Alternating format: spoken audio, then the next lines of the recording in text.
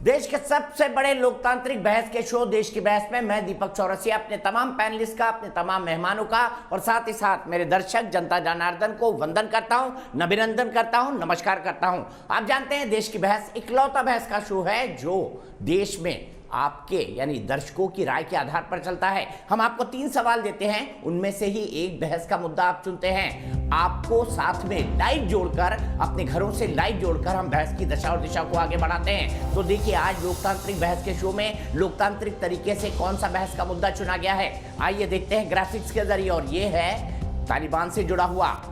तालिबान पाकिस्तान चीन की तिकड़ी कैसे तोड़ेगा भारत। 70% अमेरिकी सेना अफगानिस्तान से निकलने लगी है, निकल जाएगी कुछ ही दिनों के अंदर। और उसके बाद क्या तालिबान का कब्जा एक बार फिर से हो जाएगा। कंधार हाईजैकिंग की याद आ जाती है, जब IC-814 को हाईजैक करके कंधार ले जाया गया था और बदले में 3 आतंकवादी भारत को छोड़ने पड़े थे। क्या वैसे दिन फिर से आ जाएंगे? क्या तालिबान का अफगानिस्तान पे कब्जा हो जाने से भारत में आतंकवाद बढ़ेगा? कई सारे सवाल हैं। क्या भारत तालिबान से बातचीत करेगा? भारत ने फिलहाल अपने जो उच्चायोग है उसको बंद कर लिया है। ऐसे में क्या होगा? क्या आगे की रणनीति भारत की होगी? क्योंकि भारत ने 3 अरब अमेरिकी डॉलर निवेश किए हैं। क्या ये डूब जाएगा? और पाकिस्तान चीन के साथ मिलकर तालिबान के साथ कैसे चाले चल रहा है, इस पर भी बड़ी बहस होगी। आज हमारे साथ पाकिस्तान और हिंदुस्तान से कई सारे खास मेहमान साथ होंगे। लेकिन कैसे हालात बन रहे हैं सुरक्षा के मद्देनजर अफगानिस्तान से अमेरिकी सेना के जाने के बाद, आइए एक नजर उस पर डाल लेते हैं।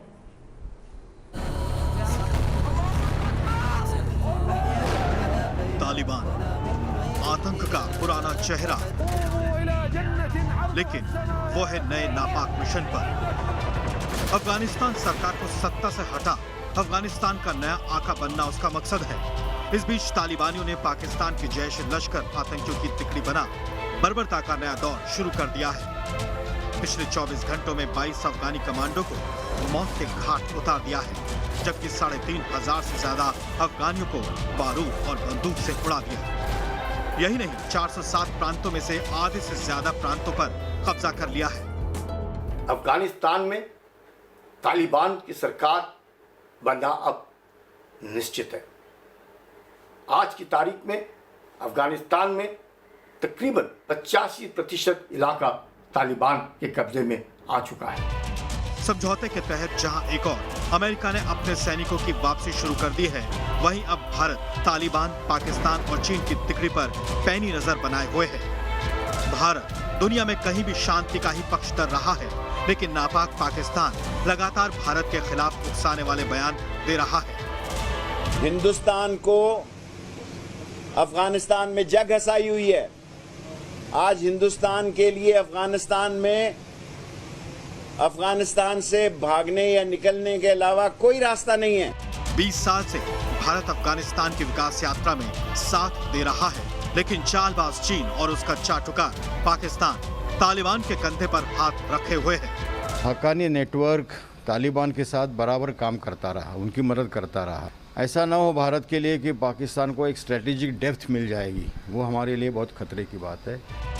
गौरतलब है कि अमेरिका ने 11 सितंबर से पहले तक अपने सैनिकों को अफगानिस्तान से बाहर निकालने की टाइमलाइन तय कर दी है, लेकिन तालिबान बम बारूद के दम पर दहशत फैला रहा है।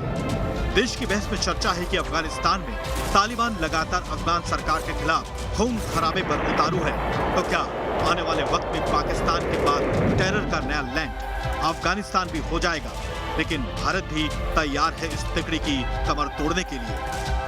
तो देश की बहस में हम इसी से जुड़ा एक सवाल आपसे पूछेंगे। सवाल क्या है, सबसे पहले वो देख लेते हैं। आपको पता है कैसे वोट देने हैं, ये जुड़ा हुआ है। तालिबान के आने के बाद कैसे हालात बनेंगे उन सब को लेकर। क्या कट्टरपंथ बढ़ेगा? क्या चरमपंथ बढ़ेगा? एक बार फिर से क्या जंगल के कानून लागू हो जाएंगे? आइए देख लेते हैं ग्राफिक्स के जरिए सबसे पहले सवाल, और उसके बाद हम आपको बताएंगे कैसे आपको वोट देना है। क्या तालिबान अफगानिस्तान को फिर से आतंकिस्तान बना देगा? यस और नो में आपको जवाब देना है। आप हमारी वेबसाइट पर जा सकते हैं, आप हमारे मोबाइल ऐप को डाउनलोड कर सकते हैं, आप हमारे ट्विटर हैंडल पर वोट कर सकते हैं, आप हमारे फेसबुक पेज पर जाकर भी वोट कर सकते हैं। कार्यक्रम के बारे में कोई राय है, सुझाव है, शो में शामिल होना चाहते हैं तो हमें 9711002266 पर व्हाट्सएप करें। मेरे साथ इस वक्त एक बहुत ही खास मेहमानों का पैनल जुड़ा हुआ है। मेरे साथ जाने माने अंतर्राष्ट्रीय लेखक और पत्रकार तारिक फतेह साहब मौजूद हैं। मेरे साथ मेजर जनरल GD बख्शी साहब मौजूद हैं, जिनका पद जिनका कद उनके पद से बहुत बड़ा है। दाऊद मोहम्मदी साहब हैं, उपाध्यक्ष हैं टीआरएफ अफगानिस्तान के। मेरे साथ आरिफ अब्बासी साहब हैं, महासचिव हैं पीटीआई के। मेरे साथ आरजू काजमी हैं जो कि एक पत्रकार हैं। मेरे साथ अजीम भट्ट हैं, ये भी पाकिस्तान के एक पत्रकार हैं। सबसे पहले जनरल बख्शी मैं आपके पास आना चाहूँगा, क्या भारत के लिए नई मुसीबतें खड़ी होगी? क्योंकि पाकिस्तान को तो सैडिस्टिक प्रेशर मिलता है। शेख रशीद कह रहे हैं कि अफगानिस्तान से अब तो भारत को भागना पड़ेगा। देखिए साहब, ये जो तालिबान है, ये मेजर जनरल नासिरुल्लाह बाबर साहब की पैदाइश की हुई ऑर्गेनाइजेशन है, जो कि नॉर्थ वेस्ट फ्रंटियर प्रोविंस के सारे मदरसों से रिक्रूट करके उन्होंने तालिबान को खड़ा किया। पाकिस्तान की ये पैदाइश। और नंबर 2, जो तमाम तालिबान के लीडरान हैं इस वक्त पाकिस्तान में। पाकिस्तान बहुत चौड़ा हो रहा है, वो सोच रहा है कि अब उसको स्ट्रेटेजिक डेप्थ मिल गई है। उसने तकरीबन अफगानिस्तान पे कब्जा कर लिया है और वहां से अब वो टेररिस्ट बेस बनाकर, जिस तरह पहले दखल अंदाजी कश्मीर में करने की कोशिश कर रहा था, उस तरह फिर से वो जो है आउट ऑफ जॉब तालिबान को इस तरफ डाइवर्ट करेंगे। मैं सिर्फ बता देना चाहता हूं, और पाकिस्तान के जो हुक्मरान हैं उनको इस पे गहरी सोच करनी होगी कि अगर वो समझते हैं कि भारत जो है वो अफगानिस्तान नहीं पहुंच सकता, वो वहां के मुज़ाकरात पे कोई असर नहीं डाल सकता, तो वो भारी भूल कर रहे हैं।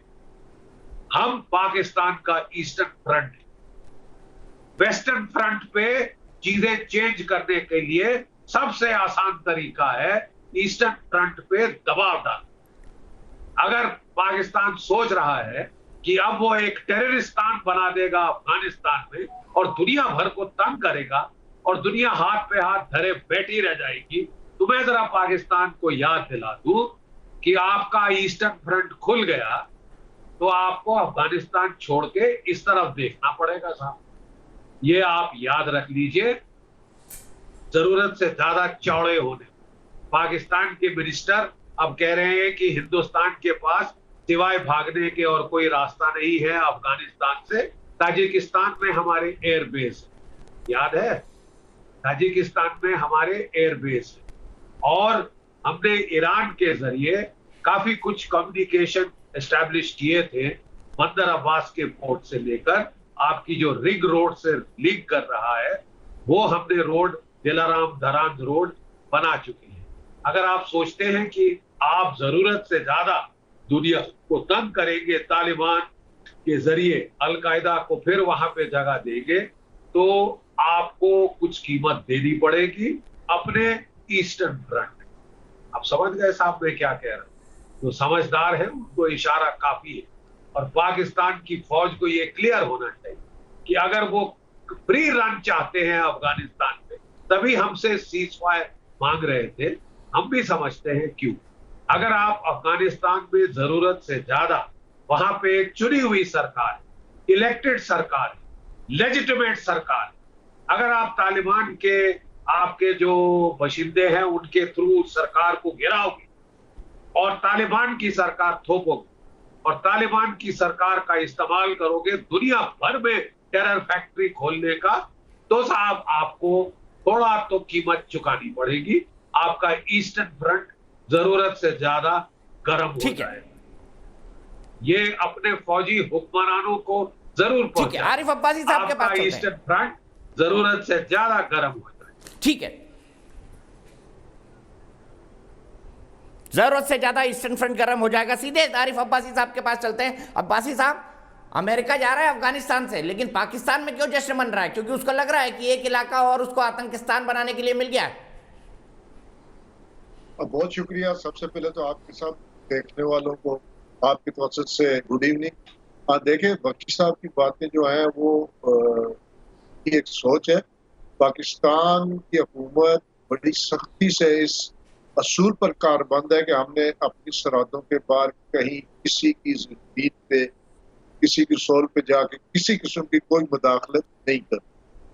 जहाँ तक अफगानिस्तान का ताल्लुक है, अफगानिस्तान पिछले 1979 से एक आपको पता है कि जिस किस्म में रशिया आया, उसके बाद तालिबान आए, फिर अमेरिका आया, नेटो आई, तो उसमें सबसे ज्यादा नुकसान जानी माली मईशत का पाकिस्तान का हो। हम कभी नहीं चाहेंगे कि अफगानिस्तान में बदअमनी हो, अफगानिस्तान में लाकानियत हो, अफगानिस्तान में दहशतगर्दी हो। हमारी स्टेटमेंट वजीर खारजा दे चुके हैं कि पाकिस्तान सिर्फ उस हुकूमत को तस्लीम करेगा काबुल में जो कि लोगों के वोटों से आई होगी। किसी भी ऐसी हुकूमत को जो बंदूक के जोर पे, ताकत के जोर मतलब पे काबुल पे तालिबान को कब्जा आप स्वीकार करेगी, नहीं करेंगे? पाकिस्तान नहीं आप कह रहे हैं तस्लीम। तालिबान को स्वीकार नहीं करेंगे? हम किसी भी नहीं, मैं कह रहा हूं हम किसी भी ऐसी हुकूमत को तस्लीम नहीं करेंगे जो बंदूक के जोर पे या ताकत के जोर पे आए। हम सिर्फ उस हुकूमत को तस्लीम करेंगे जो कि कानूनी तरीके से अवाम के वोटों से जो मरजा असूल है दुनिया के उससे आएगी। हम उस हुकूमत को तस्लीम करेंगे। ये हमारी क्लियर कट खारजा पॉलिसी और हमारे वजीर खारजा का बयान आज से एक हफ्ता पहले ये आ चुका है। जहाँ तक बख्शी साहब की बात रही, देखें अफगानिस्तान की हमारी एक तारीख है, हमारे उनके साथ मजहबी, सियासी, मुआशी, सकाफती हर तरह के रिश्ते हैं।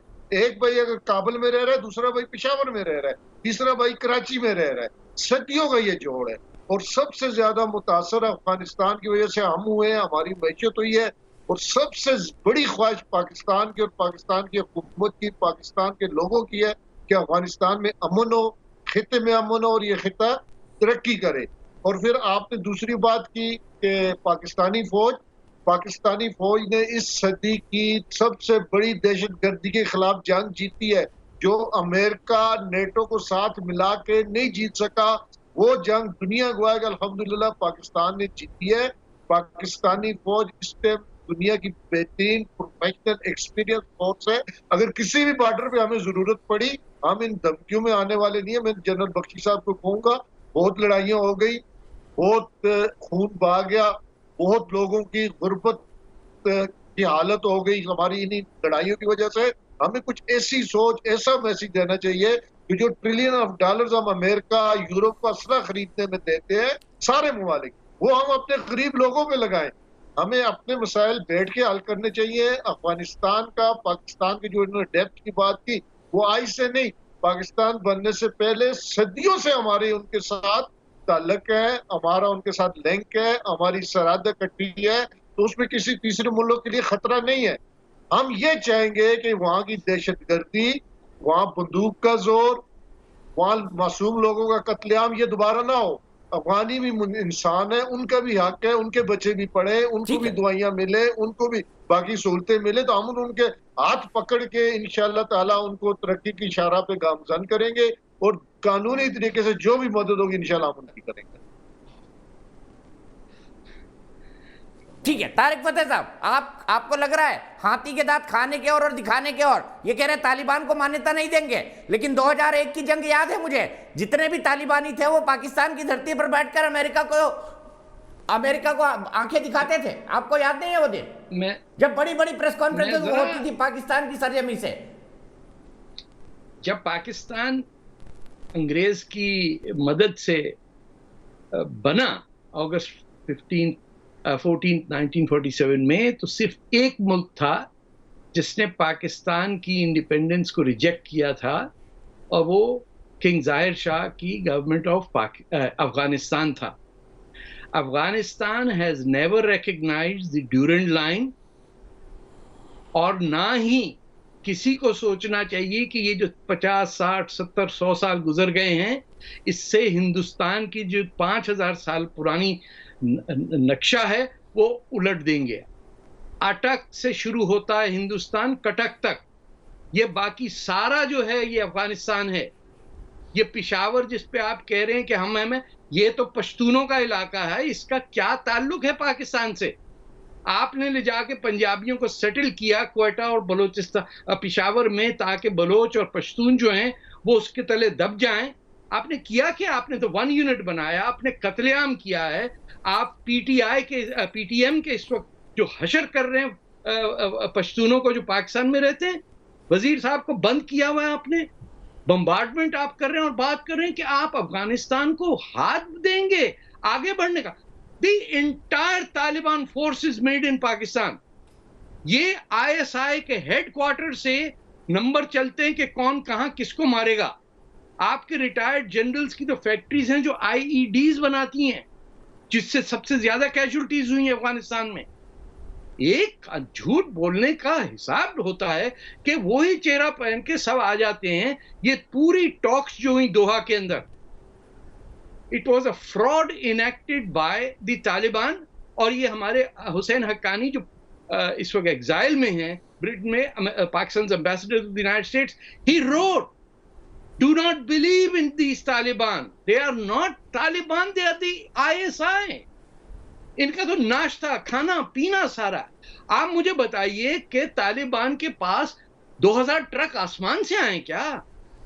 मन्ना सलवा बट रहा है, मशीन गन, एम्यूनिशन, ये सब कहां से आता है? इनके तेल के हैं क्या? ये सऊदी अरेबिया हैं कि 5000 आदमियों की फौज जमा कर ली या 10,000 कर ली? Everything is coming from Rawalpindi. And उसके बाद प्यारा सा मुंह लेके बैठ जाते हैं टीवी के ऊपर कि हम तो चाहते हैं तरक्की हो, हमारे बड़े पुराने रिश्ते। अरे भैया, तुम्हारे रिश्ते कैसे हैं? उन्होंने तो आके तुम्हें लूटा है। ये अब्दाली के नाम रॉकेट रख लेने से आप हो गए? हर शख्स ने आके सेंट्रल एशिया से इंडिया को रेप, प्लंडर, मर्डर किया और आपके उनसे रिश्ते हैं। भैया, रिश्ते होते नेशन स्टेट्स के। ड्यूरेंट लाइन अंग्रेज ने सेट की थी, किसी पश्तून ने, किसी हिंदुस्तानी ने नहीं, किसी अफगान ने नहीं। नॉर्थ से चलती है ड्यूरेंट लाइन, बलोचिस्तान के कोस्ट तक जाती है। अंग्रेज के पुजारी जिना साहब थे और उनके जो सारे पलटन साथ आई थी दिल्ली और लखनऊ और बिहार से, के हाथ में लोटा मुंह में पान लेके रहेंगे पाकिस्तान। आज भुगत रहे हैं आप उसको, पैन इस्लामिज्म को।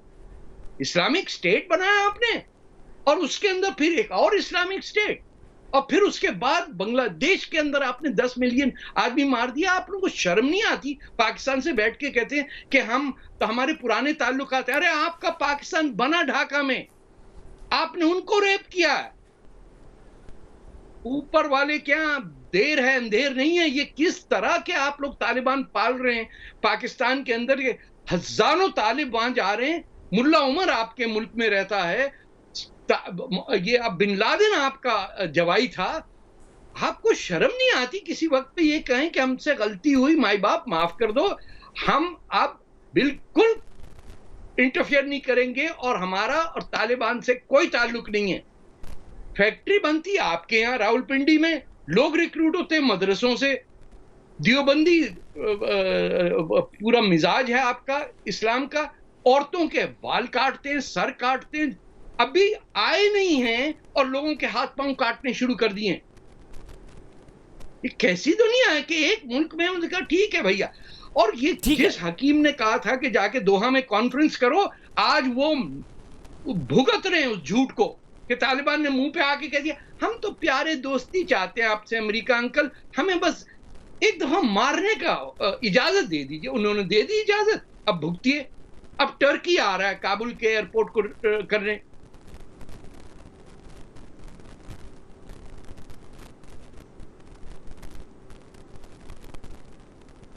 ठीक है, तारक फतेह साहब की आवाज नहीं मिल रही, मैं सीधे चलता हूं अजीम भट्ट के पास। अजीम भट्ट साहब, ये बबूल का पेड़ आपने ही पैदा किया, तालिबान आपकी पैदाइश है। अब क्या होगा आपके घर के पड़ोस में, बताइए जरा।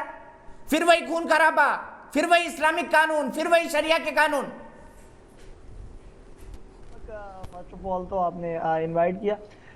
अभी तारिक साहब की बात का मैं तो सबसे पहले जो है ना वो आपको जवाब दूंगा। बाकी बातें तो चलें बड़ी इंपॉर्टेंट है, लेकिन तारिक साहब ने जो जोक्स मारे हैं ना तो उसका काउंटर बहुत ज़रूरी है। एक तो उन्होंने कहा जी पाकिस्तान से गलती हुई है, उसको मान लेना चाहिए। तो मैं बतौर रिप्रेजेंटेटिव ऑफ पाकिस्तान मैं आपसे ये मानता हूँ कि हमसे गलती हुई कि हमारे इस मुल्क में तारिक फतेह साहब जैसा जो आदमी है ना वो पैदा हो गया। अलबत्ता यहाँ से भाग चुका है, लेकिन फिर भी पैदा होना इसका यहाँ पे एक बहुत बड़ी गलती थी, फर्स्ट ऑफ ऑल। सेकंड चीज मैं आपको बता दूं कि ये जो यहाँ पर बैठ के मैं ना आपको एक रिक्वेस्ट करूंगा दीपक कि आपकी मेहरबानी, ये बेचारा इतना झूठ बोलता है यहाँ पे। उर्दू में करो। और मेरी बात सुनना भाई, यार बात सुन ले तारिक, पंजाबी में बात करो यार, तू ये कहां से इंडिया की ज़बान बोल रहे हो? मैंने आती है पंजाबी भी, मैं पंजाबी से भी गाल कर लेना। बेशरम लोग यार, ओ बेशरम लोग जाके अपनी घोर गाल कर। उर्दू मेरी गल ठीक ना नहीं करना लगता ना तू। दीपक यार, इसको यार अभी इंडिया की नेशनलिटी दे दो यार। ये कब तक झूठ बोलता रहेगा तुम्हारे हाँ। मीडिया पे आके, ठीक है? यहाँ पे ये बोलता रहता है झूठ पे झूठ, तुम लोग इसको नेशनलिटी नहीं देते। मोदी मोदी मोदी मोदी मोदी की तस्बीह पढ़ता है, इसको दो यार नेशनलिटी, बीच में से काम खत्म करो यार। ये जो झूठ है, जो बकवास है, ये यहाँ पे आगे करता रहता है, ठीक है ना? पहली बात तो ये करो। दूसरी बात, मैं आपको दाद दूंगा दीपक, और इंडियन मीडिया को दाद डूरन दूंगा कि तुम्हारा चचा था? अबे भाई डूरेंट चुप कर जा डूरन भाई, एक कौन मिनट सी में तेरी तेरा? बात में नहीं बोला ना तेरा यार पियोसी भाई। तारिक साहब, डूरन? ओ तारिक मेरी गल सुन ले यार, डूरन मेरी गल लाइन बोले, मेरी कितों गल आई सुन ले। है? ओ मेरी गल तो सुन ले, ओ गल तो सुन ले। डूरन लाइन ओ किसकी यार है? तेरे पता तेरी उम्र होगी हुई है, उन मेरी गल सुन ले, तेरी नेशनलिटी लग जाएगी इंडिया दी, मेरी गल सुन ले मेरी। अच्छा दीपक, सेकंड चीज मैं आपको बता तेरा दूं कि वीजा आपको भी मैं हो दाद जाएगा, दूंगा। डूरन लाइन दाद दास पता है क्या, किस बात पे दूंगा कि आपकी बहादुरी पे दाद दूंगा मैं इंडिया की, कि एक तरफ वो तालिबान से मीटिंग करता है, दूसरी तरफ वो अफगानिस्तान में असला सप्लाई करता है, और फिर तीसरी तरफ यहाँ पर अमन की डिबेट रख लेता है। वाह, मैं कहता हूँ क्या बहादुरी है दीपक आपकी और इंडिया की, कि आप एक तरफ अफगानिस्तान में असला सप्लाई कर रहे हैं, दूसरी तरफ तालिबान से बैकडोर आप जो है वो मुज़ाकरात करते हैं, या जाके उनसे मीटिंग्स करते हैं, तीसरी तरफ अमन की बात करते हैं। अब आते हैं पाकिस्तान के अंदर। तो भाई पाकिस्तान अगर इतना फारिग और जनाब आतंक को प्रमोट करने वाला देश था, तो आपकी सुपर पावर जिसको मोदी जी बुला बुला के जो है वो चाय पिलाते थे, वो काहे के लिए हमारे घुटने पकड़ के कह रहा था कि हमारी जो है वो पीस ट्रीटी करा दे, जनाब हमारी जो है वो मुआहिदा करवा दे, हमारी अफगानिस्तान से जान छुड़वा दे, हमारा इखलाक करवा दे। ओ भाई यार, जो बाइडेन की ओ भाई ख्वाबे मत देखा करो, ख्वाब नहीं देखते हैं। पाकिस्तान एक अहम पार्टी है जिसको अमेरिका ने रिकॉग्नाइज किया कि भाई हमारा इनखलाब करवा दे वहां से, हमारी जान छुड़वा दे वहां से। रिकॉग्नाइज किया? अरे जाके पहले बांग्लादेश संभालो अपना। जैसे जाहिलों ने नहीं किया रिकॉग्नाइज, वो नहीं किया, हाँ, बाहर बैठे हुए, हमें बैठे हुए नहीं है, ठीक है ना? हमारी तो गलती है कि हमारे देश में, हमारी मिट्टी के अंदर तुम्हारा जैसा जाहिल पता नहीं कैसे पैदा हो गया। शुक्र है तुम यहाँ से भागे हुए हो, भगोड़े हो, लेकिन दूसरा कोई मुल्क भी तुम्हें अपनाने के लिए तैयार नहीं है। तुम नेशनलिटियां मांगते हो, तुम्हें कोई देता नहीं है, ठीक है? दूसरी बात, अब ड्यूरेंट लाइन को छोड़ो, अभी आते हैं तालिबान और अफगानिस्तान पे। वो तुम्हारे अब्बा की थी लाइन, हमारे अब्बा की है, हमारे अब्बा की। अभी तुम कहते थे ना हाथ में लोटा पान लेके आगे कहते थे लेना, पाकिस्तान लेके दिखाया तुमने पाकिस्तान, हमने पाकिस्तान लेके दिखाया, जाहिल आदमी हम पाकिस्तान पाकिस्तान लेके दिखाया है। तुम्हारे जैसे गद्दार पड़े मुफ्ती बाहिनी से अभी शर्म नहीं आई? मुफ्ती बानी में तुम अभी ना, अभी बलोचिस्तान अलग होगा, जैसे गद्दार से अभी पीटीएम निकलेगी, फिक्र नहीं करो तुम। बलोचिस्तान अलग होगा, बलोचिस्तान पाकिस्तान रहेगा, ठीक है? तुम्हारे बुकटी का अभी तुमने शायद देखा नहीं है, शाहजहान बुकटी को बलोचों को मनाने के लिए हमारे वहां पर जितने सरदार हैं वो सारे के सारे पाकिस्तान के साथ हैं। चंद लोग जो तुम्हारी शह के ऊपर और इंडिया की शह के ऊपर वहां पे फल फूल रहे हैं, उनकी भी ऐसी टैसी फेर देंगे हम, या तो उनको प्यार से मनाएंगे कि पाकिस्तान के धारे में आओ, नहीं तो फिर उनको बताएंगे। ये कोई पाकिस्तानी पंजाबी फिल्म के डायलॉग मत बोला करो यार। 70,000 जानों की कुर्बानी दी है अफगानिस्तान की जंग में, और तुम बात कर रहे हो कि बकरे वकरे मारे होंगे तुमने। कर रहे हो कि पाकिस्तान के अंदर हम पाकिस्तान पार्टी नहीं है, पाकिस्तान की अहम पार्टी है, और पाकिस्तान कभी भी अफगानिस्तान के अंदर अमन को खराब करेगा, जहां पर उसका भुगतोगे। अबे जिन औरतों का रेप किया वो भी भुगतोगे। अगर तुम्हारे में इतनी तुम पढ़े लिखे होकर, मेरी बात सुनो, अगर तुम इतने तुम्हारे में इतनी थी अक्ल और तुम्हारे में इतनी सी जो है ना सेंस होनी चाहिए थी कि अभी इंडिया के अंदर एक नया इशू उठा जिसके अंदर मुस्लिम खवातीन को दर्जनों की तादाद में उनके डाटा और उनकी तस्वीर को डाला गया, ठीक है? तुमने उसके ऊपर कंडेम किया नहीं है, जाहिल आदमी हंसने हो आगे से, शर्म आनी चाहिए।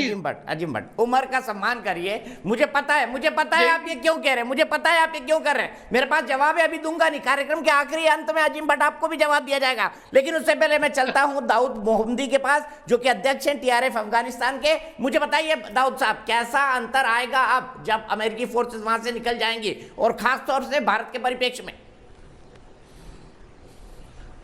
जी, अभी जो अमेरिकन फोर्सेस विड्रॉवल शुरू हो चुका है, तो इसके साथ तालिबान का जो कार्रवाई है उसमें भी ज़्यादती हो गया।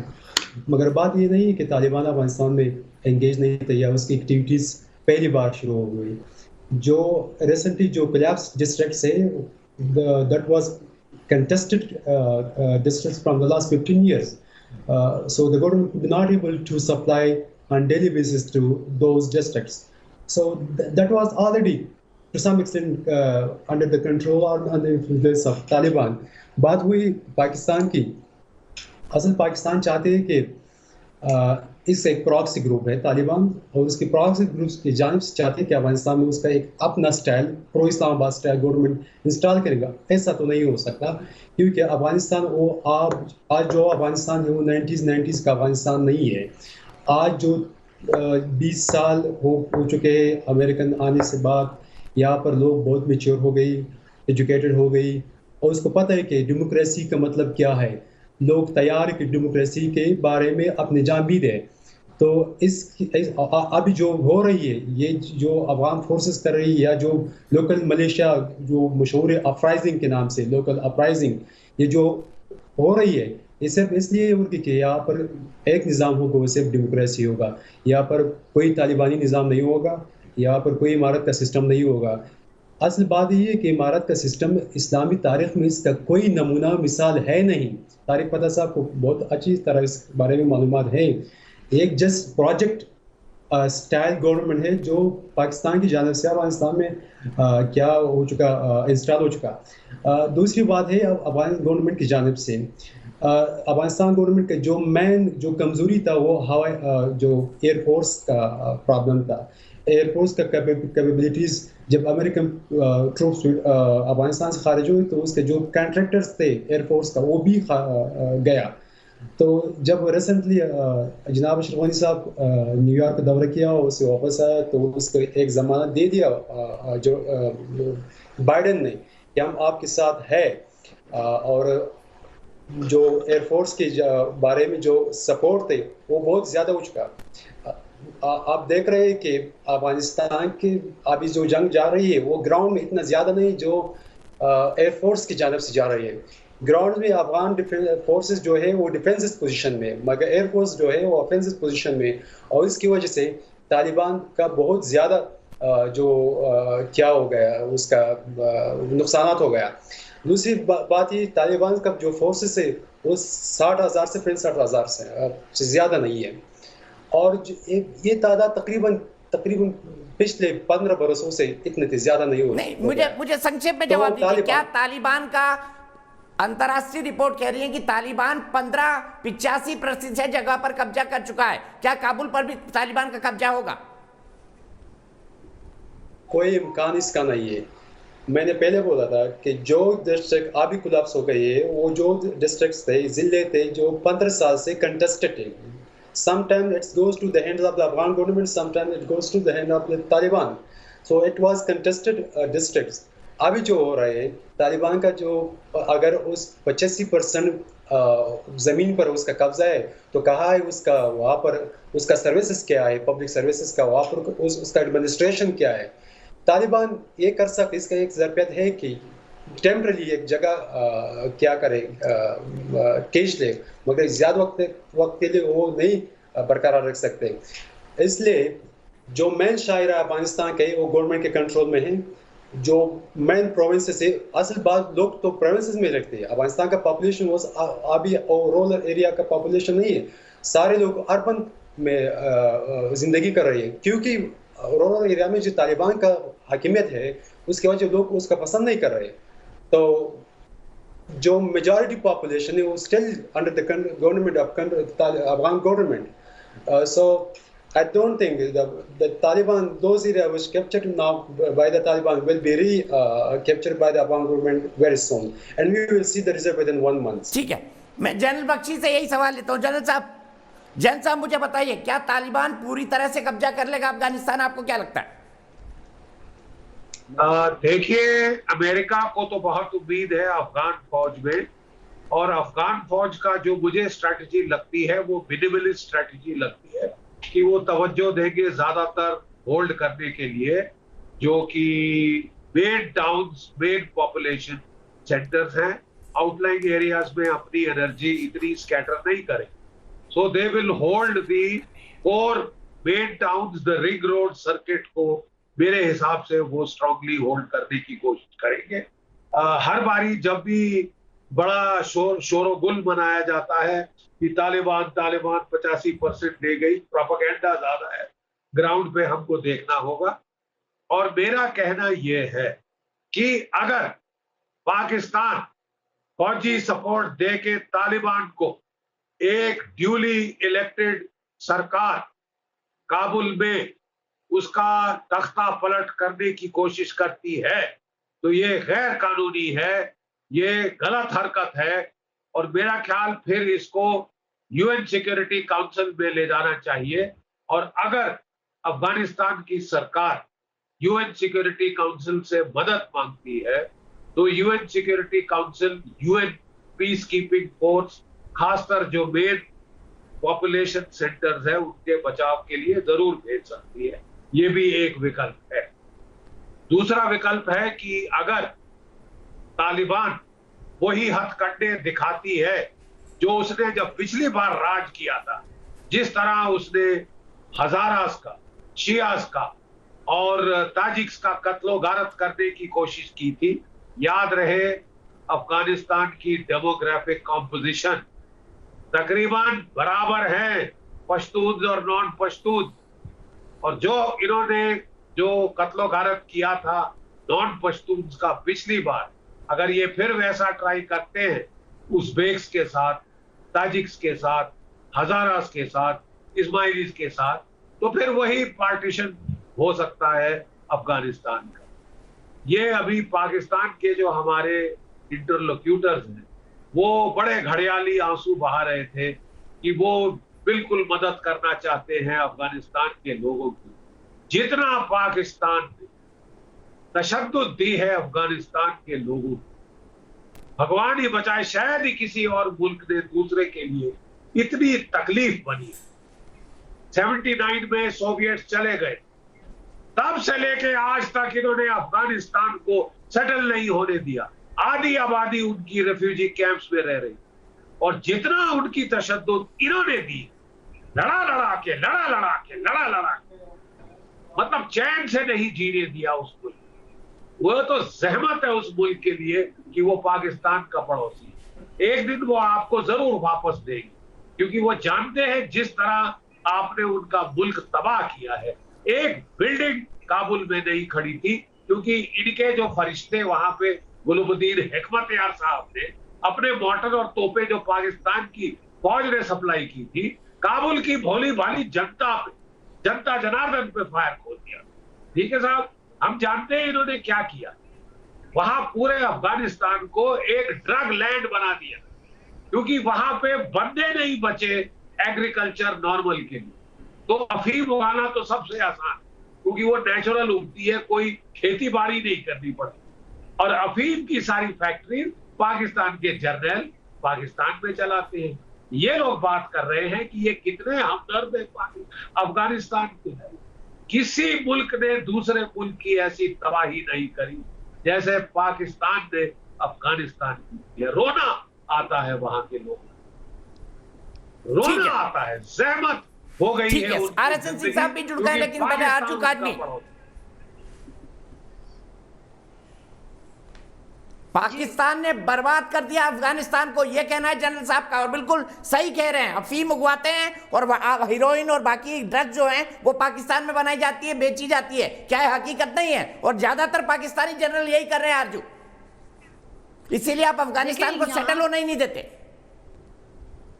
देखें, यहाँ पे मैं ये ज़रूर कहना चाहूँगी कि जो जनरल परवेज़ मुशर्रफ की बुक है उसमें उन्होंने लिखा है कि जी हमने पैसे पकड़े अमेरिका से और हमने जिहादी तैयार करके अफगानिस्तान में भेजे, हमने पैसे पकड़े, हमने उनको मिलिट्री बेसिस दिए अमेरिका को। तो मुझे ये समझ नहीं आ रही, यहाँ पे जो लोग भंगड़े डाल रहे हैं और तालिबान के हक में नारे लगा रहे हैं। 2-3 दिन पहले पिशावर में तालिबान के लोग नजर भी आए थे, उनके फ्लैग्स भी थे उनके पास, और हमारे इंटीरियर मिनिस्टर फरमाते हैं कि अगर तालिबान की गवर्नमेंट आ गई तो पाकिस्तान के लिए बहुत अच्छा होगा और उनके लोग और उनकी फैमिलीज का यहाँ इलाज होता है। तो वो ये बता दें कि जो उन्होंने so called war of terror लड़ी है और जिसमें बकौल इनके 70,000 लोगों की जानें गई हैं, तो वो तालिबान ने पाकिस्तानियों को मारा था या भारतीयों को, या किसी और कंट्री को? ये जिन लोगों ने इनका खून बहाया, जिन्होंने इनके 70,000 लोग मार दिए बकौल इनके, उनसे पैसे लेकर अब ये उन्हीं को प्रोटेक्शन दे रहे हैं, उन्हीं की हुकूमत आने पे भंगड़े डाल रहे हैं और ये बता रहे हैं कि बहुत अच्छा हो रहा है। ये अजीब सी एक बात है जो किसी की समझ में आने वाली है नहीं। सीधी बात है, इन्होंने इन्होंने जो है अब ये तालिबान का साथ दे रहे हैं। आपको तो अच्छे से मालूम है कि हमारे प्राइम मिनिस्टर तो एक जमाने में तालिबान खान तक कहलाया करते थे। यहाँ पर वही सिस्टम लाने की कोशिश की जा रही है, उसी तरह से तालिबान को सपोर्ट किया जा रहा है जिस तालिबान के खिलाफ ये जंग लड़ते रहे हैं, जिस तालिबान के साथ इन्होंने अमेरिका से पैसे लेकर, ये मैं नहीं कह रही, ये परवेज मुशर्रफ बता रहे हैं जो हमारे प्रेसिडेंट रह चुके हैं, आर्मी चीफ रह चुके हैं, उनकी बात को कैसे झुटलाया जा सकता है। और इस वक्त बजाय इसके कि इस सारे मामले से अलग रहने के, जिसमें पाकिस्तान पहले ही 100 मुश्किलों में फंसा हुआ है, अलग रहने के बजाय उसमें और जाकर दावत दे रहे हैं कि आओ हमें मारो, तो ये अपने लिए खुद एक मुसीबत क्रिएट कर रहे हैं। इनको चाहिए कि ये बैलेंस चले, ये ना तो भारत के साथ किसी किस्म का मजीद झगड़ा बढ़ाएं, ना ही तालिबान के साथ और ना ही चाइना या किसी के भी साथ। इस वक्त पाकिस्तान की बहुत कमजोर पोजीशन है और उसको ये बात समझनी पड़ेगी, उसको इस बात का यकीन करना होगा। हर जगह पे चौधरी बनना जरूरी नहीं होता। इसी तरह से तालिबान के साथ भी जो ये बिहेवियर कर रहे हैं, आरजू आप तो ये बात समझती है, आरिफ अब्बासी साहब थोड़ी समझ पाएंगे। आरिफ अब्बासी साहब, ये आवाज आपके ही मुल्क से आ रही है, सुन लीजिए आरजू क्या कह रही है कि पाकिस्तान बहुत खराब हालत में है, बुरी हालत में है, हमको चौधरी नहीं बनना चाहिए इस टाइम पर। मैं पहले तो ये तारिक साहब का जरा जवाब दे लूं कि जो बंदा अपनी मिट्टी से वफा नहीं कर सका वो आपसे भी कभी नहीं करेगा। इस किस्म के मुनाफिक लोग दुनिया में पाए जाते हैं, तो इनको शर्म आनी चाहिए। मेरी बात सुन, आप उसके बारे में सलामत दीजिए। नहीं बात करने के, तू अपना मुंह बंद रख। तुम क्या अब्बासी हो जिसको अपनी माँ को छोड़ के चला गया, तुम्हें क्या किधर के अब्बासी हो? तू अपना मुंह बंद रख, मुझे बात करने दे, मुझे इनके सवालों का जवाब देने दे। तेरे जैसे शख्स बात करने हम समझते हैं कि बेइज्जती है, और तू अपनी माँ को छोड़ के चला गया, अपनी मिट्टी को छोड़ के चला गया, तू किसका वफादार हो सकता है? छोड़ इस चीज को। असल मैं सीरियस बात पे आता हूँ, ये शख्स ऐसे फजूल बंदा है, इसका माइक काइंडली बंद कर ले। मैं आपको जो हकायक है, माइक तुझे बनाना आता हो तो बंद यार, तू तुझे बात करने का हक ही नहीं है। तू अपने मुल्क छोड़ के भगोड़ा हो गया है। दुनिया में ऐसा शख्स जो अपने मुल्क से भगोड़ा हो गया, वो किसी से क्या बात करेगा? कल तू भारत को भी गालियां दे रहा होगा, कल तो भारत को भी गालियां दे रहा होगा। तेरे पाकिस्तान के बारे में बात करने का सिंध आजाद होगा, अफसोस हुआ है कि तेरे जैसे शख्स टीवी पे आके बैठते हैं। भाई तुम्हारे जैसे अब्बासी को हम वापस अब्बासी भेजेंगे, जहां से आए थे ना टट्टुओं पे बैठ के, वापस जाओगे तुम नहीं, मेरी बात सुन, तेरे जैसे बड़े आए, तेरे जैसे जाओगे बड़े आए और उनको हम डील करना जानते हैं, हम डील करना जानते हैं। आरिफ अब्बासी साहब सम्मान से वो मेरे मेहमान हैं, आरिफ अब्बासी साहब सम्मान से वो मेरे मेहमान हैं, आप इस तरह की भाषा का इस्तेमाल नहीं कर सकते। नहीं, उसने जो बातें आरिफ अब्बासी साहब सम्मान से, उन्होंने आपके खिलाफ कुछ नहीं बोला, आप उनके खिलाफ इस तरह की बातें नहीं कर सकते। किया जाता है, हम जानते हैं, और इसको भी पता होगा, इसने तारीख पढ़ी हो, हम कैसे लोगों को डील करते हैं। छोड़ दीजिए, अपने मुल्क के लोगों को सही ढंग से डील कर लीजिए। पहले जो पाकिस्तान में रह रहे हैं उनको सही ढंग से डील कर लीजिए। मैं रोकता हूँ इसको, मैं एक दर्शक के पास चलता हूँ, पलक सक्सेना के पास। पलक सक्सेना के पास बरेली। पलक, क्या कहेंगे आप, बताइए।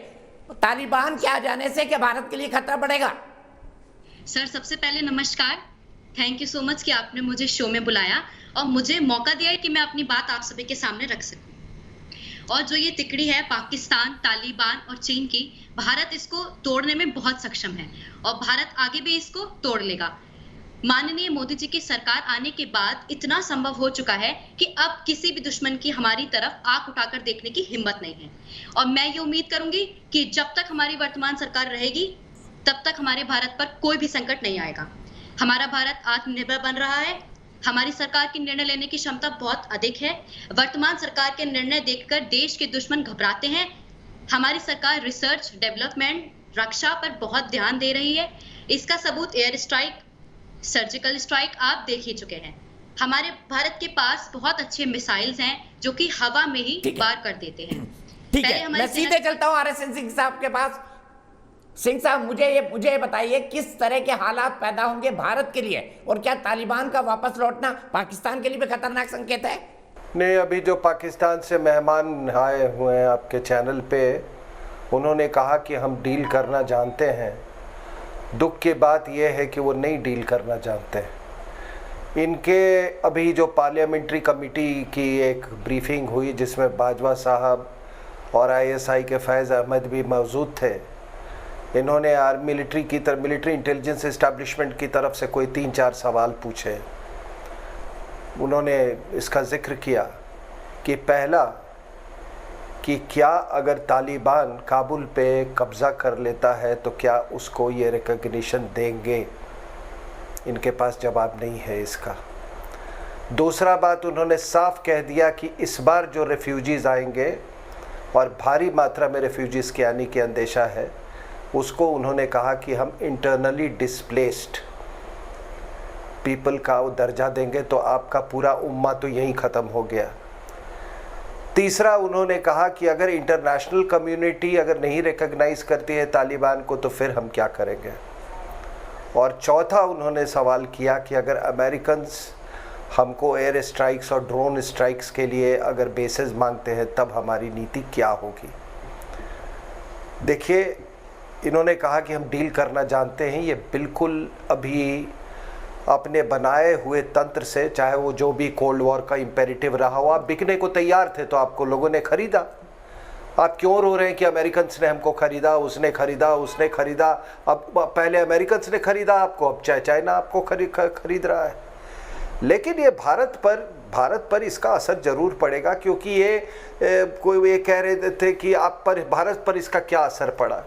भारत पर इसका असर पड़ा कि जब कोल्ड वॉर ख़त्म हुआ और इसको जिहाद वर्सेस कम्युनिज्म बनाया गया, जीती हुई विचारधारा और हारी हुई विचारधारा दोनों यहाँ पे कश्मीर पे और रेस्ट ऑफ द बाकी हिंदुस्तान पे वो हावी हो गई। हारी हुई विचारधारा यानी कि और जीती हुई विचारधारा ग्लोबल जिहाद जो कश्मीर में आए, वो कौन किसको भेजे इन्होंने? ग्लोबल जिहादीस को, चेचन्स को, उज़्बेक्स को, अपने इनके पश्तून को। आज इनको सबसे बड़ा डर क्या है कि तालिबान, और ये जानी हुई बात थी, इनके मिलिट्री इंटेलिजेंस इस्टेब्लिशमेंट अपने आप को इतनी बड़ी, मतलब अपना इतना तोप समझते हैं अपने आप को कि इन्होंने सोचा कि हमारा नियंत्रण रहेगा इन लोगों के ऊपर। आज इनको अगर कोई सबसे बड़ा डर है, और जो कि अभी वो दिख रहा है कि तालिबान जाकर अफगान तालिबान से मिल गया है, और जितने भी इनकी मीटिंग्स हुई है तालिबान के साथ, उसमें तालिबान के हुक्मरानों ने, वो जो उनके जो लीडर्स हैं, उन्होंने साफ कह दिया है कि देखो, बाकी चीज़ पे तो हम लचीलापन है हमारा, लेकिन इस्लामिक एमिरेट ऑफ अफगानिस्तान बनेगा। अगर इस्लामिक एमिरेट ऑफ अफगानिस्तान बनता है तो फिर पाकिस्तान का क्या वजूद है? फिर पाकिस्तान का क्या वजूद रहेगा? आप तो इस्लाम के नाम पर, उम्मा के नाम पर आप हमसे अलग हुए थे, फिर आपका वजूद क्या होगा? तो बड़े बुनियादी तौर पे के फर्क पड़ेगी। क्या सूरत होगा ये पाकिस्तान को भी नहीं मालूम है, किस तरह से डील करना है इनको भी नहीं मालूम है। लेकिन Pakistan as a Islamic experiment has failed. Pakistan as an Islamic अब आप बताइए कि तालिबान, अगर वह तालिबान का रूल आता है तो उनका यूघुर मुसलमानों की तरफ क्या रवैया होगा? फिर चीन से क्या होगा? फिर चाइना पाकिस्तान इकोनॉमिक कॉरिडोर का क्या होगा? क्या जिहादी लोग इस इकोनॉमिक एक्टिविटी का हिस्सा बन जाएंगे? अगर इकोनॉमिक एक्टिविटी का हिस्सा नहीं बनेंगे, अगर बन जाते हैं तो फिर कट्टरपंथ खत्म। अगर नहीं होते हैं, जो कि देखा गया है कि आर्थिक विकास और जिहादी इस्लाम में कभी भी समन्वय नहीं बन सकता है। तो ये कई सारे ये है, मैं एक छात्र की तरह, एक स्ट्रैटेजी और जियोपॉलिटिक्स के छात्र के हैसियत से मैं ये कहता हूँ, इन चीज़ों का जवाब इनके पास नहीं है, लेकिन इनका वजूद जरूर खतरे में है। अगर इजाजत है तो मैं इनको जरा रिस्पॉन्ड। अजीम भट्ट साहब, मुझे एक साफ बात बताइए। ठीक है अजीम भट्ट साहब, बड़ा सीधा सवाल है मेरे से, क्या पाकिस्तान खुद कंफ्यूज है तालिबान को लेकर कि तालिबान के साथ पींगे बढ़ाएं नहीं बढ़ाएं?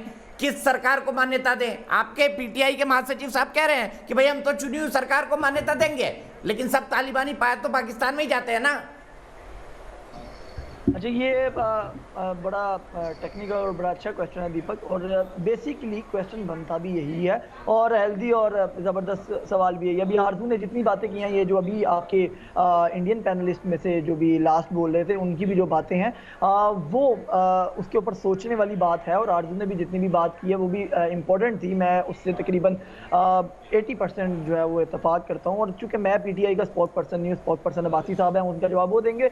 और आरजू ने जो बात की थी वो बड़ी इंपॉर्टेंट थी कि शेख रशीद और शाह महमूद कुरैशी ने जो तालिबान के हवाले से स्टेटमेंट्स दी हैं, वो वाकई ही पाकिस्तान के अंदर भी उसके अंदर उस पर तशवीश पाई जाती है। मैं बतौर एक्टिविस्ट, बतौर जर्नलिस्ट और इंडिपेंडेंट एज अ पाकिस्तानी, मैं भी उसको समझता हूँ कि वो दुरुस्त नहीं है और हमें इस तरह की स्टेटमेंट्स नहीं देनी चाहिए। खास करके हालांकि मैं ये भी आपको बता दूँ कि ये दोनों शख्सियात ऐसी हैं कि जिनकी बात को मेरा ख्याल है कि इतनी खास सीरियसनेस ना हम देते हैं ना आपको देनी चाहिए। तो बात यह है कि हमें इनको इस तरह की स्टेटमेंट नहीं देनी चाहिए जब आप पाकिस्तान के एक इस बड़े पोर्टफोलियो पे बैठे हों।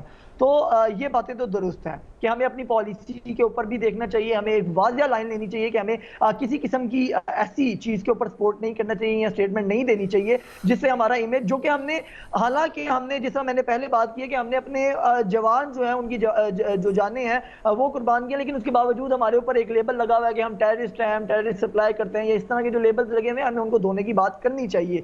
और हमें बड़ी वाज़िया पॉलिसी रखनी चाहिए कि हम किसी भी किस्म की इस तरह की जो तालिबान ऑर्गेनाइजेशन हैं या किसी भी और किस्म की जो टेरर सप्लाई करती है, हमें उनका साथ नहीं देना चाहिए, बल्कि हमें डेमोक्रेटिक सिस्टम का साथ देना चाहिए, पीस का साथ देना चाहिए। पहले भी हमें इस जंग में नहीं घुसना चाहिए था, पहले भी हमें इस जंग में नहीं आना चाहिए था, जो कि हमारे प्राइम मिनिस्टर भी कह चुके हैं और हमारी दीगर क़यादत भी कह चुकी है कि वो हमारी एक तारीखी गलती थी, लेकिन हमें आइंदा उसको नहीं दोहराना चाहिए। और आइंदा आने वाला जो वक्त है वो पूरे खित्ते के लिए, ना सिर्फ पाकिस्तान के लिए बल्कि इंडिया, पाकिस्तान, अफगानिस्तान, तुर्की, चाइना, इन सब के लिए बड़ा इंपॉर्टेंट है और हमें इसको देख के चलना चाहिए और पॉलिसी को देखना चाहिए। और जो अभी लास्ट आपके जो पैनलिस्ट थे, जो इंडियन थे, वो बड़ी अच्छी गुफ्तगू कर रहे थे। अफगान जो उन्होंने बात किया कि अफगानिस्तान में जो तालिबान है उनका क्या पॉइंट ऑफ व्यू है, कि वो एक कट्टर इस्लामिक स्टेट, जो हम समझते हैं कि वो इस्लाम नहीं है जो वो प्रेजेंट करते हैं, जो कि एक्सट्रीम पे जाके, तो इस तरह की अगर कोई बात करता है तो एक्सट्रीमिस्ट की बात करता है, गले काटने की बात करता है, औरतों के हकूक दबाने की बात करता है, वो इस्लाम नहीं है। और सो कॉल्ड अगर वो कोई इस्लाम की बात करता है तो हमें उसका साथ नहीं देना चाहिए।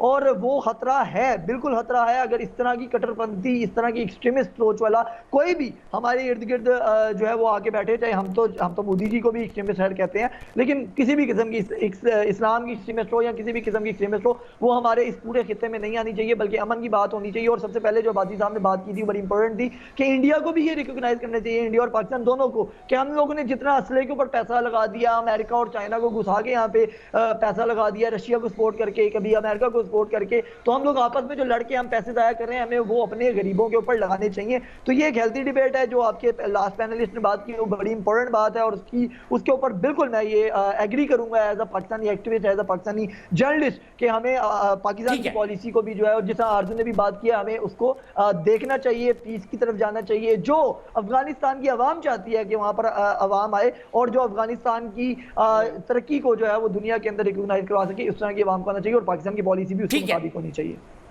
ठीक है, मैं चलता हूं। इस वक्त बदायूं मेरे एक दर्शक रासेंद्र सिंह मेरे साथ जुड़ गए। रासेंद्र, क्या कहेंगे, तालिबान वहां पर अगर आ जाता है तो भारत के लिए कितना खतरा बढ़ जाएगा?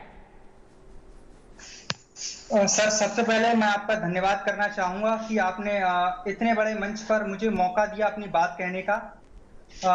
सर, अभी के जो हालात हैं, अभी की जो परिस्थितियां देखी जाएं, तो उनको देखते हुए सवाल बड़ा ही चिंताजनक है कि अगर कोई कट्टरवादी लोग हमें परेशान करते हैं और हम खामोश रहें, ऐसा नहीं है कि हम अपनी घरेलू राजनीति में ही उलझ कर रह जाएं और कोई कट्टरवादी लोग हमें परेशान करें, कोई पड़ोस का आकर हम पर हमला कर दे। और सर, अगर मैं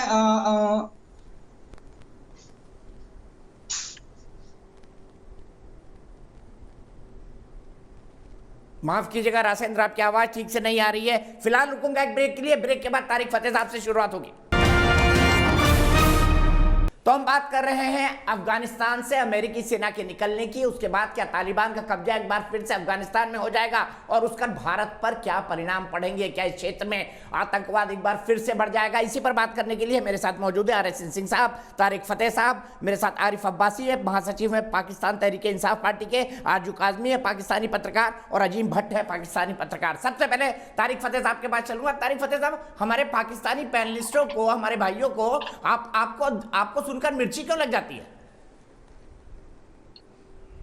देखिए, सच होता ही कड़वा है और विचारों ने पढ़ा कुछ नहीं है। मसला ये है कि वहाँ आप अगर पेशावर या लाहौर कहीं चले जाएं तो जिस दिन दुकानों में किताबें मिलती थी, आजकल वहाँ फर्नीचर बिकता है डेकोरेशन का। जो किताबें लोग खरीदते भी हैं वो वजन के हिसाब से खरीदते हैं। तो डोंट ब्लेम देम। इनको पता ही नहीं है कि बांग्लादेश के अंदर पाकिस्तान बना था।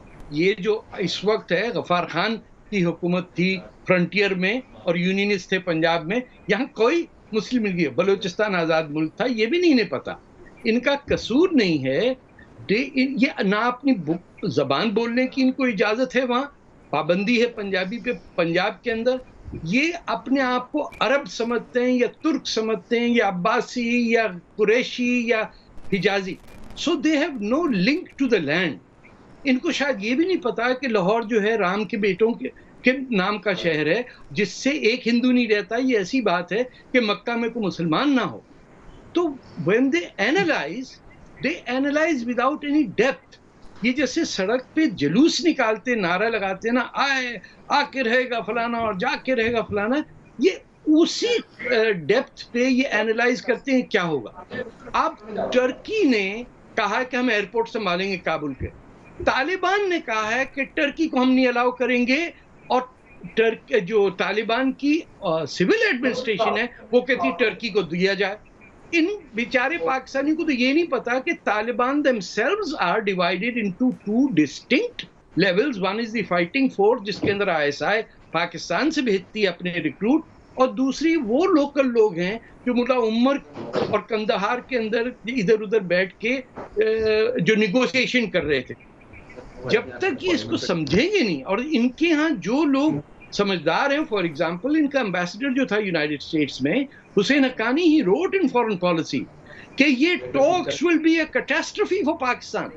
इन्होंने कहा नहीं, कोई बात नहीं। अमेरिका कह रहा है, अमेरिका और कतर ने पैसा खिलाया पाकिस्तानियों को, निगोशिएशन करवाई, सरेंडर करवाया और बैक टू नॉर्मल। और अब डर ये है कि the fighting in Afghanistan will not be restricted there. ये जो जिनको पहले महाजिर कहते थे कि वहां से आके सेटल डाउन हो गए, अब PTM है। अब 1979 की नेशनल आर्मी पार्टी नहीं है, खान वली खान या पीसफुल रेड शर्टर्स की। अब पश्तून तहफ़्फ़ुज़ मूवमेंट है जिसके लीडरशिप की इतनी बैकिंग है, you can not imagine. Every young man in the Pashtun areas of Pakistan follows the PTM। और ये बैठ के वहाँ इमरान खान जाली पठान जलंधर का आदमी पश्तून बन के बोल रहा है, उसको भी नहीं पता कि उसके पास हुकूमत नहीं है। The army generals in this country, उन जनरल्स की आपस में लड़ाई है, वो भी नहीं इनको पता। So these are victims of Ayub Khan, Yahya Khan, Musharraf, आप गिनते रहिए। ज़ियाउल हक ने तो इनका भेजा खाली कर दिया। They do not even identify with the land they live on. ये समझते हैं ये कहीं से इनको बना के अल्लाह मियाँ ने टर्की के थ्रू भेज दी कि यहाँ बैठो तुम इस्लामिक हुकूमत बनाओ। वो आइसिस ने बना के प्रूव कर दिया कि इट कैन नॉट एग्जिस्ट। सूरज कीचड़ में नहीं डूबता है रात को, ये कब समझ आएगा? घोड़े आसमान में उड़ते नहीं हैं। ये कभी तो खोपड़ी में आएगी ना बात कि 12वीं सदी नहीं है, ये 21वीं सदी है। ठीक है, बरेलवी सवाल। अब इस्लाम की बात करते हैं तो कौन सा इस्लाम? यमन में 10 लाख आदमी मर गया, इस्लाम से लड़ रहा है। कैसी बात करते? 5 लाख सीरियन ने सवाल करके आरजू के पास चलूं। आरजू, इत्तेफाक रखती है तारिक फतेह साहब की बात की कि पाकिस्तान में जहाँ किताबें बिकती थी वहाँ फर्नीचर बिकते हैं, और शायद कुछ जगह बम भी बिक रहे होंगे या बम बनाने की टेक्निक। जी बिल्कुल, तारिक साहब ठीक कह रहे हैं। पाकिस्तान में लाइब्रेरीज बहुत कम हो गई हैं और बुक शॉप्स भी ना होने के बराबर है। हर जगह आपको बर्गर और कबाब और इस तरह की चीज़ें मिलेंगी उन शॉप्स पे। तो जाहिर है जब कोई पढ़ ही नहीं रहा तो उन बुक्स का क्या करेंगे लोग। तो हर जगह, यहाँ तक कि जो सबसे बड़ा बुक बैंक जो हमारे यहाँ है इस्लामाबाद में, सईद बुक बैंक, वो भी सुना है कि बंद होने जा रहा है और वहाँ पे भी इसी तरह की खाने पीने की कोई चीज़ लग जाएगी।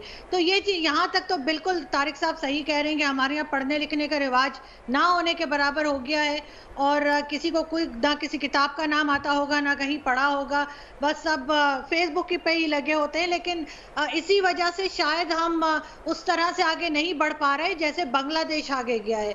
बांग्लादेश हमसे कहीं आगे चला गया, एजुकेशन में भी, इकोनॉमी में भी, हर चीज़ में। अगर हम सिर्फ भारत को दुश्मन समझ के छोड़ दें और बांग्लादेश को ही फॉलो कर लें तो शायद हमारा कुछ भला हो जाए।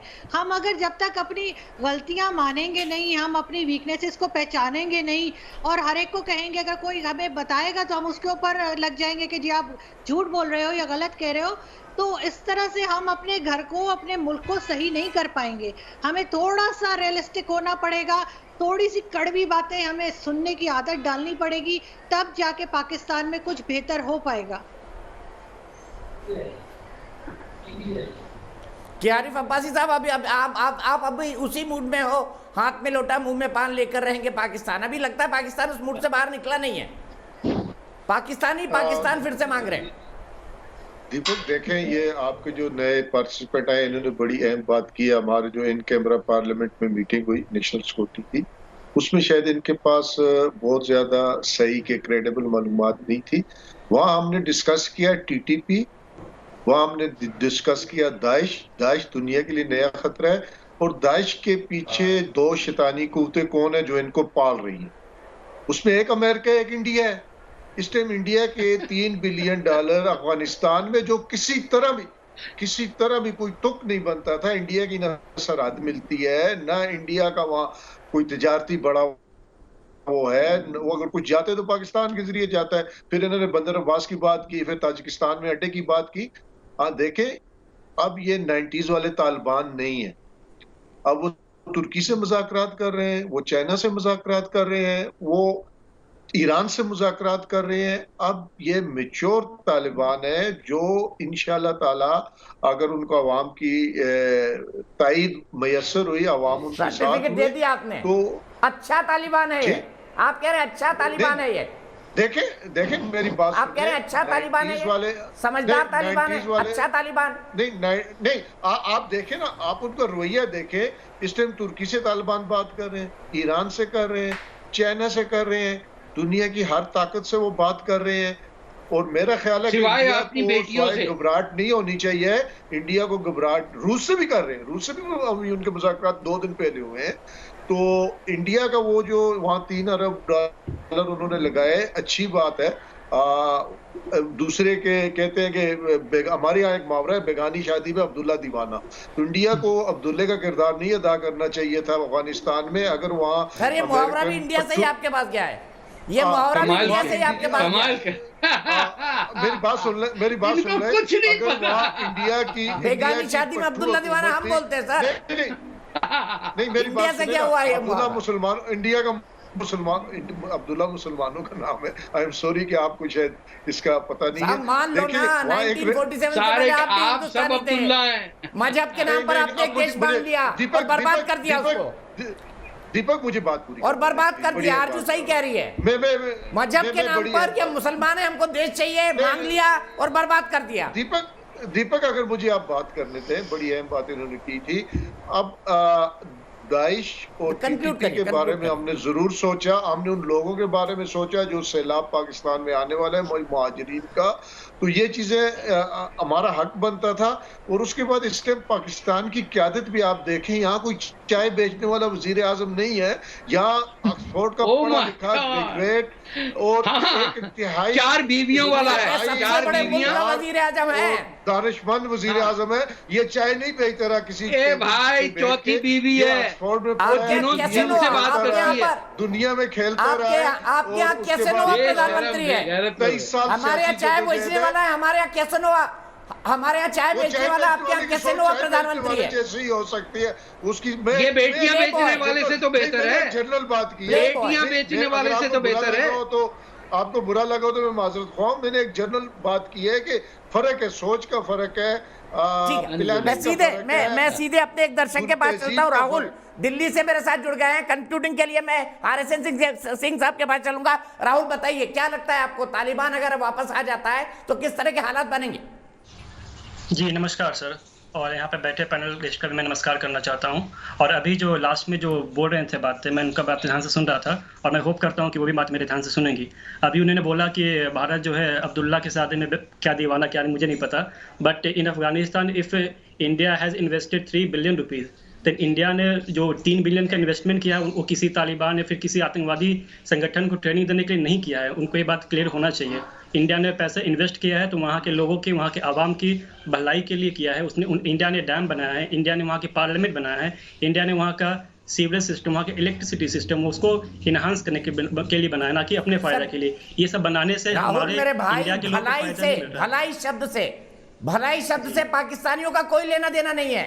भलाई शब्द से पाकिस्तानियों का कोई लेना देना नहीं है। वो तो अपनों की भलाई नहीं सोचते हैं। मैं सीधे RSN सिंह साहब के पास चलता हूं। सिंह साहब ये कह रहे हैं कि तालिबान अब अच्छा हो गया है, तालिबान अब इंटरनेशनल रिलेशंस बढ़ा रहा है, तो पाकिस्तान ने तो मान लिया ना कि एक सही पड़ोसी मिल गया उनको।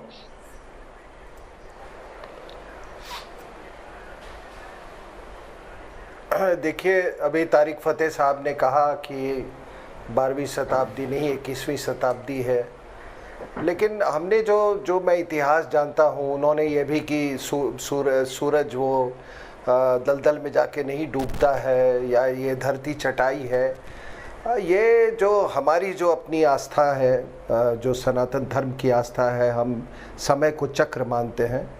तो इन तमाम मज़हबों के आने से पहले हमारे यहाँ आप आर्यभट्ट का किसी का आप ले लें, आपको बिल्कुल अर्थ के मूवमेंट की एक्यूरेट स्पीड, किस तरह से ये हेवनली बॉडीज़ ये करते हैं, सारी चीज़ें उस पर निर्भर हैं। तो होता क्या है कि ये टाइम लीनियर नहीं है कि कल जो वो था एक 8वीं और 10वीं शताब्दी में जब इनको थोड़ी अकल आई थी, तो इस्लाम का भी बहुत एक गोल्डन पीरियड आया था जब ये सूर्य सिद्धांत यहाँ से पंडित कनक ले गए थे यहाँ से वो बगदाद के कैलिफेट में। तो ये होता क्या है कि ये जहालत ये समय के चक्र में कई जाहिल लोग आते हैं। और मैं आपको बता दूं दीपक जी कि डर हमको जाहिलों से ही हमेशा होता है। ये जाहिल आते हैं, पूरे आपकी जितना ज्ञान पूरा उसको नष्ट कर देते हैं। तो ये कहना कि कल का तालिबान और आज का तालिबान में बहुत फ़र्क है, माफ़ कीजिएगा, 1400 सालों में हमने तो कम से कम ऐसा नहीं देखा और आपने भी नहीं देखा है। आप तो उम्मा लेके चले थे, और ख़ास करके ये हमारे सब कॉन्टिनेंट के मुसलमान, इनको कुछ ज़्यादा उम्मा और कैलिफेट की इनको बहुत ज़्यादा चिंता थी। कैलिफेट मूवमेंट यहाँ पे चला। आज क्या हुआ साहब, बंगाली अलग हो गया, अफ़गानी आपको अपना नहीं मानता है। याद रखिएगा, संस्कृति मज़हब से हमेशा ऊपर रहता है। और इसी का आप तो तारिक फतेह साहब जो बार बार कहते हैं कि आपकी निजात उसी में है कि आप अपने रूट्स में वापस आए। उधर आप देखते हैं अफ़गानिस्तान की तरफ, अरब की तरफ तबाही, बस तबाही के अलावा कुछ नहीं मिला, तबाही और कटोरा। आप अपने रूट्स पे जाइए, ना आइडेंटिटी क्राइसिस नहीं होगी आपको, और जब आइडेंटिटी क्राइसिस नहीं होगी तो आपकी दशा और दिशा दोनों ठीक होगी। और ये आपको एक आईना दिखा रहा है तालिबान। ये मत कहिए कि इंडिया उसको कह रहा है दाइश को, वो इस्लामिक स्टेट को। अरे तो अगर कोई बिकने वाला है, मजहब के नाम पे अगर बिकने वाले हैं तो लोग खरीदेंगे, चाहे वो अमेरिका हो, चाहे वो लोग बिक रहे हैं आपके यहाँ। आपकी उम्मा की उनको कॉन्सेप्ट नहीं है। वो कहता है हम तो भाई पश्तून हैं, हम अफगान हैं, उधर कोई कहता है हम ताजिक हैं, उधर ईरान कहता है हम तो पर्शियन हैं, अरब्स कहते हैं हम अरब्स हैं। तो आप अगर वो बिकने को तैयार है, लोग खरीदेंगे। और क्यों नहीं खरीदेंगे? अगर किसी मुल्क की हिफाजत के लिए चंद फ्यू मिलियन डॉलर्स में आप अगर ऐसे लोग तैयार कर सकते हो इस्लाम के नाम पर, तो क्या एक जिन्ना ही सबसे बड़ा इंटेलिजेंट आदमी था? जिन्ना ने क्या किया था साहब? जिन्ना वो जिहादी, एक पढ़ा लिखा जिहादी था, उसने भी एक तालिबान क्रिएट किया कॉल्ड पाकिस्तान। तो आपको इस बात का दर्द नहीं होना चाहिए। आप भी बिकाऊ थे, आज भी बिकाऊ है। अमेरिका, मैंने पढ़ा, अमेरिका ने आपको खरीदा, चाइनीज ने खरीदा। मजबूरियां एक होती हैं साहब, जियो पॉलिटिक्स में मजबूरियां होती हैं, मैं ये मानता हूं, लेकिन इस तरह मजहब के नाम पे कोई मुल्क अपने आप को नहीं बेचता है। आप तो बनने चले थे लीडर, और आप देखिए आज आप सबसे मुझे आप पर दया आती है। आज भी तहरीके तालिबान पाकिस्तान ने आपके कुछ लोगों को मारा है। अब आप उनको हवाला देते रहिए कि हम तो मुसलमान हैं, हम तो ये हैं, वो कोई सुनने वाला नहीं है। This project has failed sir. Please listen to Tariq Fateh साहब। ही हैज ऑलवेज बीन, आपको हमेशा उन्होंने बड़े अच्छे सुलझे हुए सुझाव दिए हैं। आप माने, अच्छी बात है, नहीं तो फिर बर्बादी के कगार पे तो मैं आपको देख रहा हूं। चलिए, बहुत बहुत शुक्रिया आप तमाम लोगों का। अफसोस आज के लिए वक्त इतना ही था। क्या तालिबान अफगानिस्तान को फिर आतंकिस्तान बना देगा? देश की बहस के 95% दर्शकों का मानना है हाँ। फिलहाल एक ब्रेक, लेकिन न्यूज नेशन एक ऐसा चैनल है जहां पर खबरों का सिलसिला कभी नहीं थमता।